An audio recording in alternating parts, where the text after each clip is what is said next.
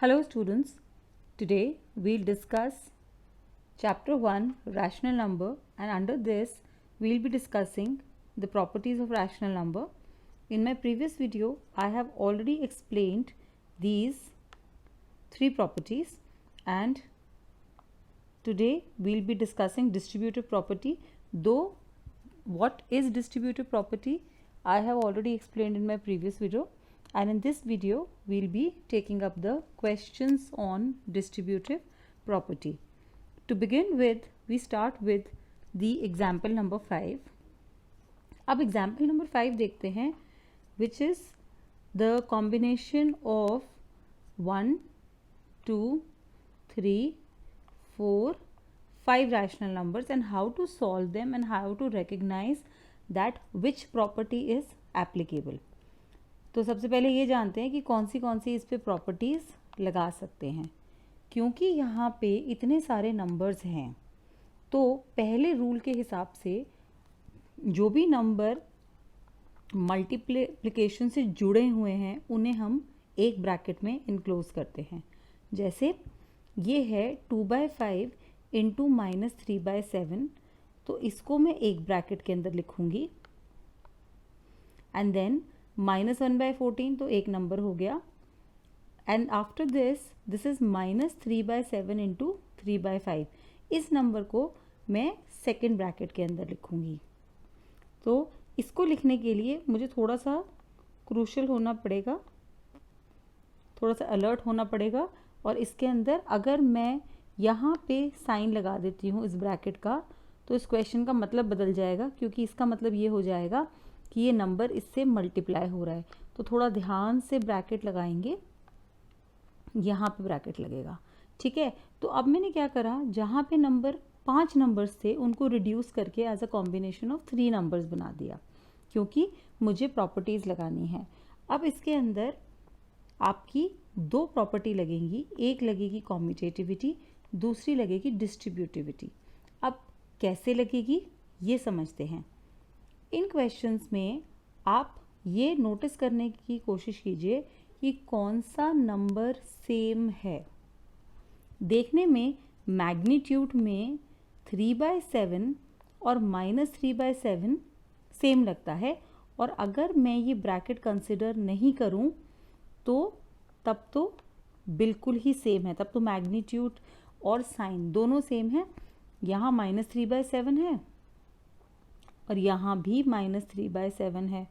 Okay, so that means कि distributive property तो इन दोनों नंबर्स में लगेगी, जहाँ पे ए का रोल आपका -3/7 प्ले करेगा और ये दोनों नंबर बी और सी प्ले करेंगे. अब बचा ये नंबर -1/14. डिस्ट्रीब्यूटिव प्रॉपर्टी लगाने के लिए हमारे लिए क्या ज़रूरी है कि नंबर साथ साथ लिखे होने चाहिए. अगर नंबर साथ साथ लिखे होते हैं तभी हम डिस्ट्रीब्यूटिव प्रॉपर्टी लगा सकते हैं. So for that either I take this number at the back or I take this number in the front. या तो उसको आगे लेके जाऊं या दूसरे वाले को पीछे लेके जाऊं. तो मैं क्या करूंगी, पीछे वाले को आगे लेके आती हूँ. अब पीछे वाले को आगे कैसे शिफ्ट करूँ मैं, without any property I can not shift the number. तो रैशनल नंबर में हम जो भी प्रॉपर्टी पढ़ते हैं वो हमारी यूज़ होती है for shifting the number. Okay, तो इसके अंदर हमने क्या किया, ये जो नंबर लिखा हुआ है उसको हम आगे शिफ्ट करते हैं. तो लेट्स स्टार्ट. अब शिफ्ट करने के लिए हम कौन सी प्रॉपर्टी लगाएंगे, हम प्रॉपर्टी लगाएंगे कॉम्यूटेटिविटी की. That's why it's written here by commutative property. अब देखिए कैसे कॉम्यूटेटिव प्रॉपर्टी हम अप्लाई करते हैं. ये नंबर पीछे जाएगा, ये नंबर आगे आएगा. तो नंबर अपने साइन के साथ एज इट इज़ आगे पुश हो जाएगा, और ये -14 जो है वो अपने साइन के साथ पीछे पुश हो जाएगा. तो नंबर की अरेंजमेंट क्या रहेगी, इट विल बी 2/5 इंटू -3/7, क्योंकि ये नंबर हम एक मानेंगे, ये जुड़े हुए हैं. जो नंबर्स मल्टीप्लिकेशन से कनेक्टेड होते हैं वो नंबर्स जुड़े हुए नंबर्स में आते हैं। फिर हमने लिखा कॉम्यूटेटिविटी से ये नंबर एज अ पेयर ये नंबर आगे आ गया। So this is the form and then this number goes at the back. Now why we have done it? Because I want to use distributive property. Distributive property I will be using only with these two numbers where my role of A is played by the number which is same. अब देखिए यहाँ पे कौन सा number same आ रहा है, A equals to -3/7 आपका same आ रहा है।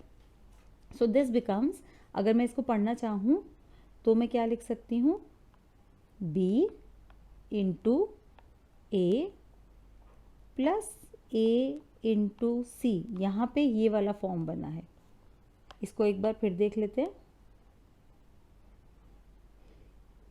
2/5 इंटू -3/7 और इस नंबर को हम प्लस करके अंदर भी ब्रैकेट में -3/7 लिख सकते हैं। तो मैं डिस्ट्रीब्यूटिव प्रॉपर्टी लगा रही हूँ यहाँ पे। Okay, so this becomes A into B plus A into C, जिसमें से मैं कॉमन ले लूँगी A, तो अंदर बचेगा B प्लस C। तो यहाँ पे -3/7 कॉमन ले लिया है, तो अंदर बचेगा 2/5 प्लस 3/5। ओके, एंड 2/3,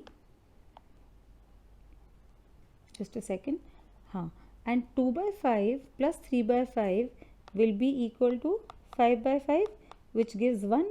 तो ये -3/7 as it is आ गया, और ये -1/14 उसके साथ साथ चलता जा रहा था। and after solving it, what do I get it here? I get -3/7 -1/14. For that I take the LCM to be 14. So this becomes -6 minus 1. So the answer is -7/2.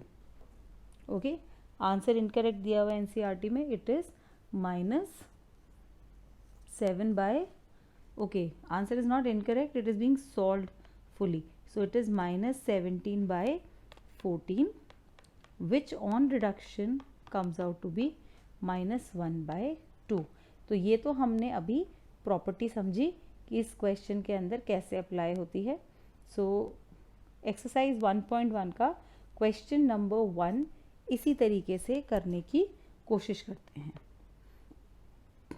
ये क्वेश्चन मैंने पहले से लिख के रखा हुआ है, so let's start.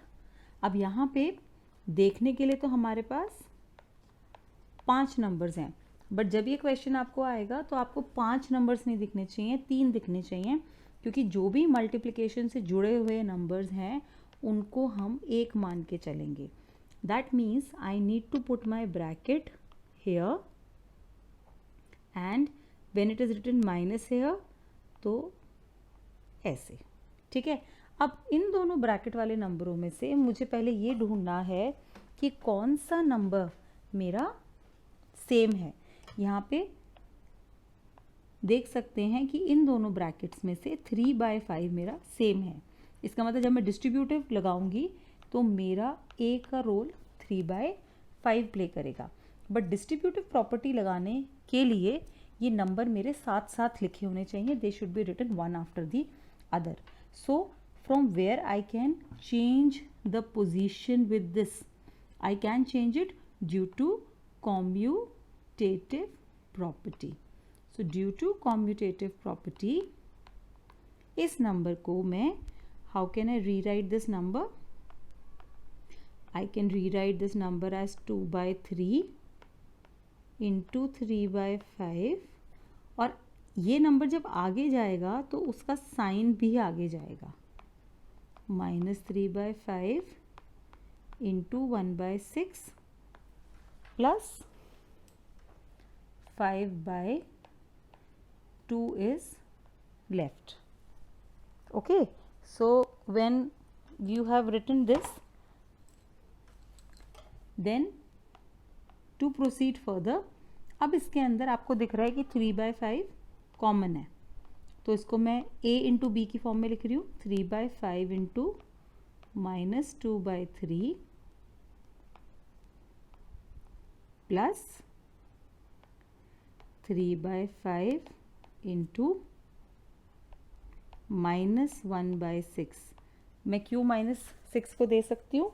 Because a into minus b is equal to minus a into B.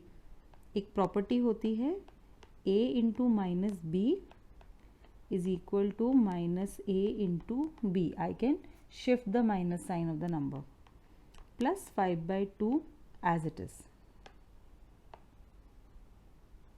Okay, अब यहाँ पे ये a हमारा क्या हो गया 3/5, b क्या हो गया -2/3, c हो गया -1/6. Why? Because here a is 3/5 and here it is -3/5, so they cannot be same, so this minus needs to be shifted to the other number. तो यहाँ पे 3/5 कॉमन ले लिया into -2/3 -1/6 plus 5/2.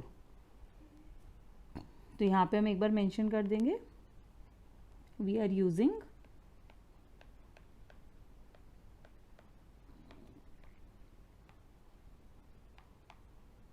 distributive property. We are using distributive property. Let's solve the bracket inside. So this is 6 is the LCM. So this is -4 and this will remain as -1. ये as it is नीचे आता जाएगा. This on solving becomes 3/5 into -5/6 because -4 in addition with -1 gives -5/6 plus 5/2. तो ये इससे cut जाएगा because there is multiplication and 3/6 can be reduced as -1/2 plus 5/2. तो LCM is 2. This becomes 4/2 and this is 2. अगर किसी को ये समझ नहीं आया that how do I am reducing 3/5 with multiplication with -5/6, because these are being multiplied, so I can cancel the numbers which are common. Okay, so I get the answer as 2. So let's take another question which is of exercise 1.1, question number 2. Let's take this one now. अब देखिए, अब again ध्यान से observe कीजिए, questions के जो pattern होते हैं वो सेम ही रहते हैं as per the class requirement. अगर आप 8th क्लास का मैथ्स पढ़ रहे हैं तो क्वेश्चन मोर और लेस ऐसा ही आएगा देखने में. ओके, अगर यहाँ पे फिर से, अब यहाँ पे कितने रैशनल नंबर है गिनो, 1 2 3 4 5 6. But I told you that there will be 3 pairs. और pairs कैसे recognize करेंगे? The one which are being attached with multiplication sign, they are to be taken as 1.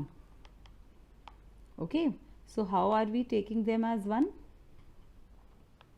We take first number here, second number here and third number here. तो ऐसे हमने इसके 3 numbers बना लिए जो कि हम लेंगे. अब इसके अंदर हमें पहली चीज़ ध्यान रखनी है कि डिस्ट्रीब्यूटिव प्रॉपर्टी तो लगानी है, लेकिन डिस्ट्रीब्यूटिव प्रॉपर्टी लगाने से पहले वो नंबर आसपास लिखे होने चाहिए. So for that I need to bring this set of number on the second place and I can change the place of a number by using commutativity of addition. So by commutative property मैं इन number की जगह बदल सकती हूँ. So I can write 2/5 into -3/7 एक bracket. अभी पीछे वाला ब्रैकेट मैं आगे लेके आ रही हूँ तो उसका साइन भी इसके साथ जाएगा. So it is plus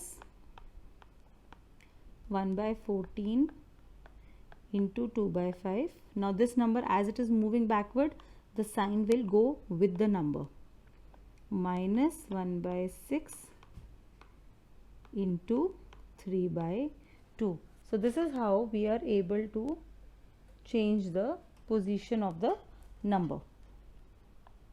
Okay, now इस नंबर को आगे लाने का क्या हमारा मोटिव है कि हम इसमें डिस्ट्रीब्यूटिव प्रॉपर्टी लगा सके. So when I want to apply distributive property, मुझे अपना ए बी सी रिकग्नाइज करना पड़ेगा. ए जो कि सेम नंबर है 2 by 5, बी माइनस 3 by 7 और सी 1 by 14. Okay, so let's do it.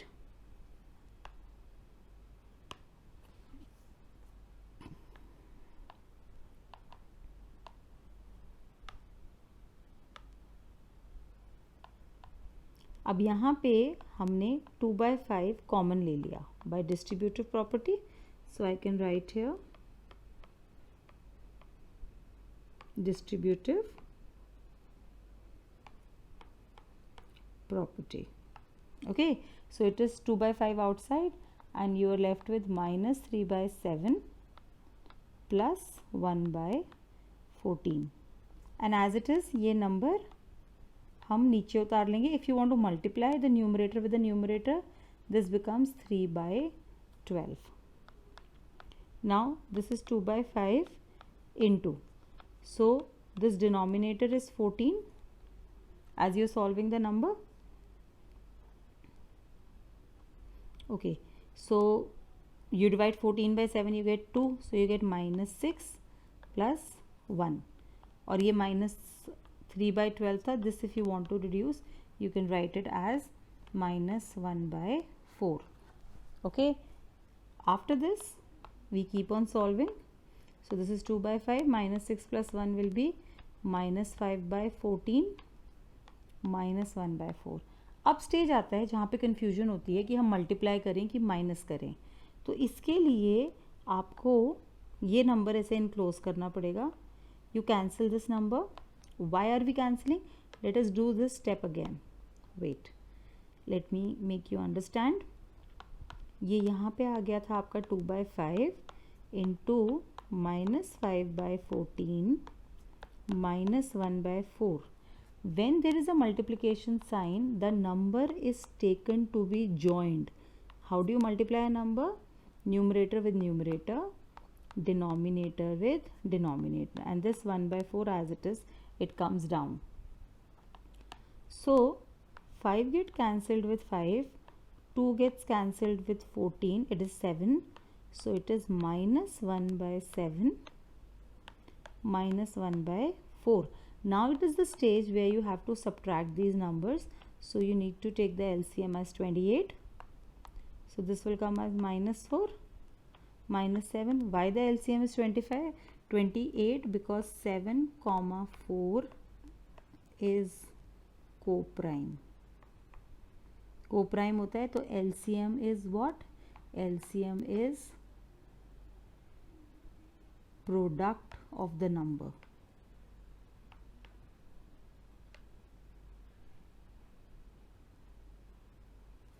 It is product of the numbers, so the answer on adding I get it as minus 11 by 28. Okay, so that's the way we have to do these questions of distributivity. Okay, so in my next video I'll be taking some more properties of rational numbers, which are additive, identity, additive inverse, multiplicative identity and multiplicative inverse. Please subscribe to our channel for more videos by clicking on the subscribe button below. Also visit our website www.studiestoday.com for free study material like sample papers, solved question papers, worksheet, online test and concept notes made by the teachers of leading schools in India.